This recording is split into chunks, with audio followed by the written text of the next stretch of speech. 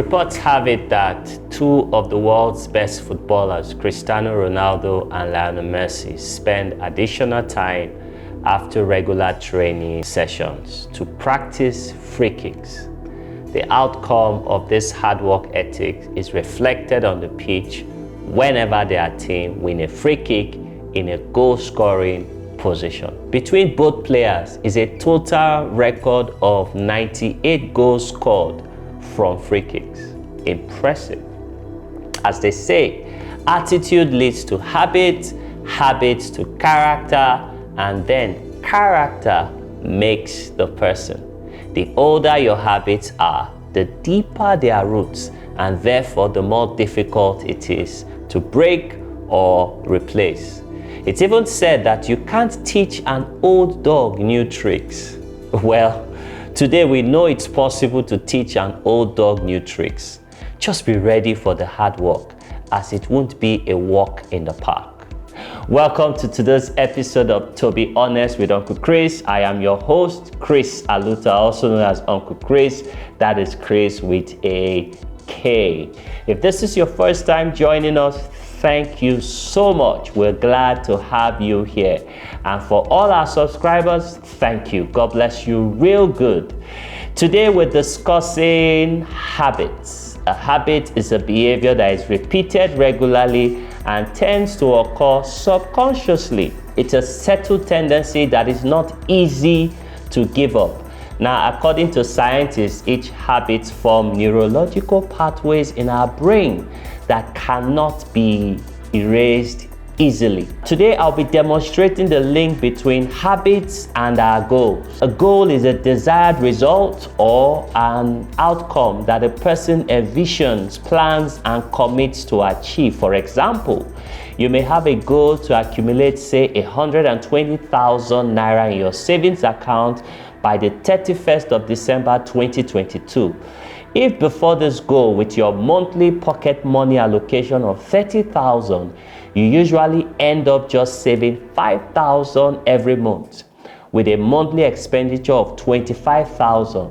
Now, a good plan will be to adjust your savings upwards from 5,000 monthly to 10,000 monthly, meaning your expenditure must be adjusted downwards. Now, this adjustment most times is where our habits come into play, as research has shown that over 40% of our decisions are driven by our habits and not some deep or strategic thinking. 40%. Now, to be able to achieve our goal or target of saving 10,000 monthly, careful observation of our expenditure may reveal expenses that are driven mainly by our habits and not necessarily our basic needs such as food, shelter, and the likes. Now, habits such as eating out regularly, drinking lots of soda weekly, excessive data consumption, staying up all night doing what we do on the internet, or buying new shoes for every event that we want to attend. Now, these are habits that can threaten the success of your goal. Now, achieving your goals or your plans depends heavily on our habits, no matter how smart these goals are. Now, the best way they say to change a habit is to replace it with another habit. This is because habits form neurological pathways in our brains. Habits are slowly developed over 4 stages as identified as the cue, craving, response, and reward. I'll discuss them briefly. Now, the cue is a trigger. The cue alerts your brain to initiate a behavior. For example, a cue for someone with a sports betting or gambling habit could be juicy or an enticing advert of sports betting companies or gambling opportunities. Now, for craving is one level up. That's stage 2. This is the motivational force behind habit. It's the desire for the feeling we get internally from indulging in the habit. For example, You are not motivated by brushing your teeth, but rather by the feeling of a clean mouth and fresh breath. Number 3 is the response stage. Now, the response stage is the actual habit performed, which is usually a physical activity or a series of thoughts. Then you come to the 4th one, the reward, the final response. The final response delivers a reward. Rewards are the end of every habit. The cue is about noticing the reward. The craving is about wanting the reward, and the response is about obtaining the reward. So let's walk through cultivating a new habit practically, knowing that habits will help you in getting your goal. So cultivating the replacement habit. Now, in forming a new habit, a good technique would be to reverse the cue, craving, response, and reward process. This pattern plays out spontaneously in deactivating the undesirable habit. How does this work? Number 1, reward. This is your destination, your end result.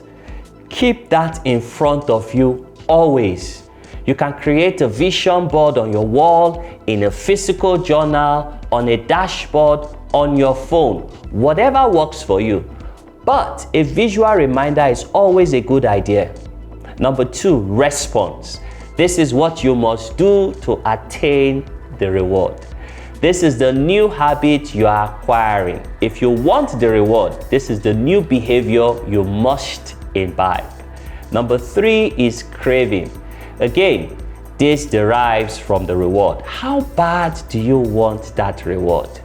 Generate the craving. Spend time thinking about it, reading about it, talking about it. And number 4 is the cue. This is the artificial trigger you must create to remind you of your dream. This is the prompt you must put in place to jumpstart you to the pursuit of your goal. Now, what are good cues? Accountability partners.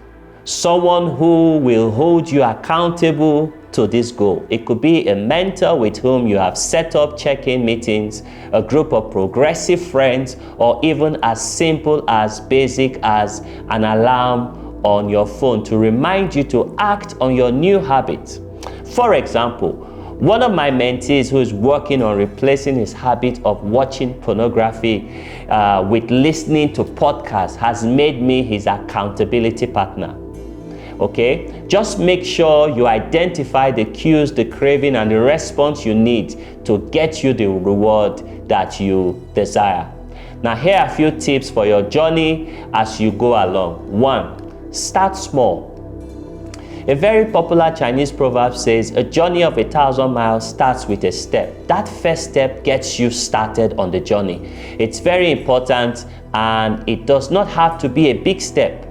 A small step in the right direction will do for now as you start trying to cultivate a new habit. Number 2, focus on getting into the groove with the behavior that builds and cultivates this new habit. This might mean changing some of your friends.